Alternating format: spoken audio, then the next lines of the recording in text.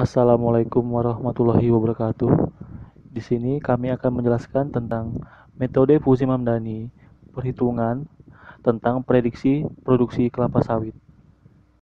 Di sini kami akan menjelaskan tentang metode Mamdani, sering juga dikenal dengan nama metode Max-Min. Metode ini diperkenalkan oleh Ibrahim Mamdani pada tahun 1975. Untuk mendapatkan output, diperlukan 4 tahapan. Yang pertama, pembentukan himpunan fusi. 2. Aplikasi fungsi implikasi. Ketiga, komposisi aturan. Dan 4. Penegasan defusi. Yang pertama, pembentukan himpunan fusi. Pada metode Mamdani, baik variabel input maupun variabel output dibagi menjadi satu atau lebih himpunan fusi. Yang kedua, aplikasi fungsi implikasi. Pada metode Mamdani, fungsi implikasi yang digunakan adalah min. Ketiga, komposisi aturan. Tidak seperti penalaran monoton, apabila sistem terdiri dari beberapa aturan, maka inferensi diperoleh dari kumpulan. Di sini ada 3 metode yang digunakan dalam melakukan inferensi sistem fusi, yaitu max, additive, dan probabilistik. A. Metode max. Pada metode ini, solusi himpunan fusi diperoleh dengan cara mengambil nilai maksimum aturan, kemudian menggunakannya untuk memodifikasi daerah fusi, dan mengaplikasikannya ke output dengan menggunakan operator atau union. Jika semua proposisi telah dievaluasi, maka output akan berisi suatu himpunan fusi yang merefleksikan kontribusi dari tiap-tiap proposisi secara umum. Dapat dituliskan, ya, bisa dilihat yang ada di sini ada 3 aturan proposisi. Ya, kita sebut saja R1. Jadi R1 ini, jika biaya produksi rendah dan permintaan naik, maka produksi barang bertambah. R2, jika biaya produksi standar, maka produksi barang normal. Dan R3, jika biaya produksi tinggi dan permintaan turun, maka produksi. B. Metode adiktif atau sum. Pada metode ini, solusi himpunan fusi diperoleh dengan cara melakukan bounded sum terhadap semua output daerah fusi. Secara umum dituliskan seperti contoh di selanjutnya. Metode probabilistik.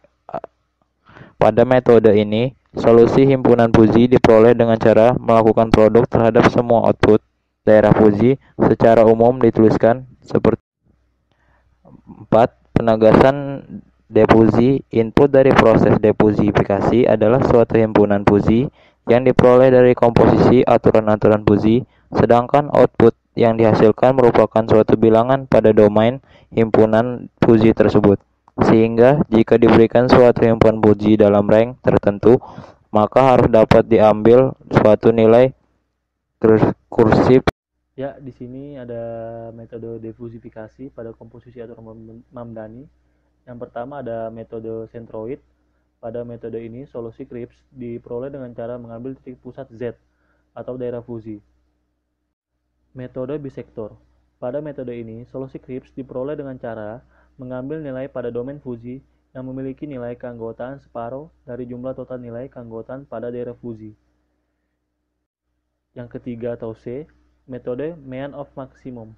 Pada metode ini, solusi Kripps diperoleh dengan cara mengambil nilai rata-rata domain yang memiliki nilai keanggotaan maksimum.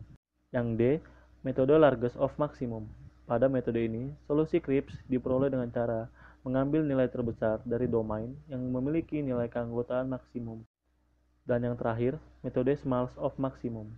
Pada metode ini, solusi Kripps diperoleh dengan cara mengambil nilai terkecil dari domain yang memiliki nilai.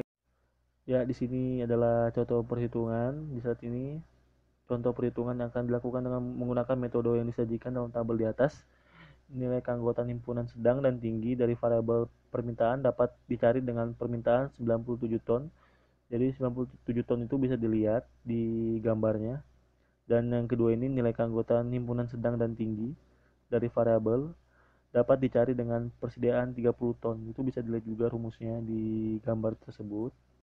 Jadi, setelah pendefinisian di atas, dilakukan langkah yaitu pembentukan mesin inferensi.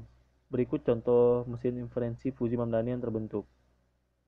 Yang R4, jika permintaan sedang dan persediaan tinggi, maka produksi minyak sawitnya rendah. Dan yang selanjutnya R5, jika permintaan sedang dan persediaan sedang, maka produksi minyak sawitnya juga sedang. Dan yang ketujuh, jika permintaan tinggi dan persediaan tinggi, maka produksi minyaknya juga sawitnya tinggi. Dan yang ke-8, jika permintaan tinggi dan persediaan sedang, maka produksi. Jadi, setelah mesin inferensi terbentuk, langkah yang dilakukan lagi yaitu komposisi aturan. Berdasarkan perhitungan di atas, maka contohnya bisa dilihat di gambar ini. Jadi di situ ada perhitungannya. Jadi dapat kita ambil hasil. Jadi hasilnya adalah 70 ton. 70 ton itu adalah hasil defusifikasinya ya. Jadi kesimpulan dari studi kasus tersebut, dari beberapa langkah dan proses di atas, Fuji Mamdani memprediksi jumlah produksi minyak sawit tersebut sebanyak 70 ton. Itu adalah kesimpulan dari studi kasus yang kita ambil.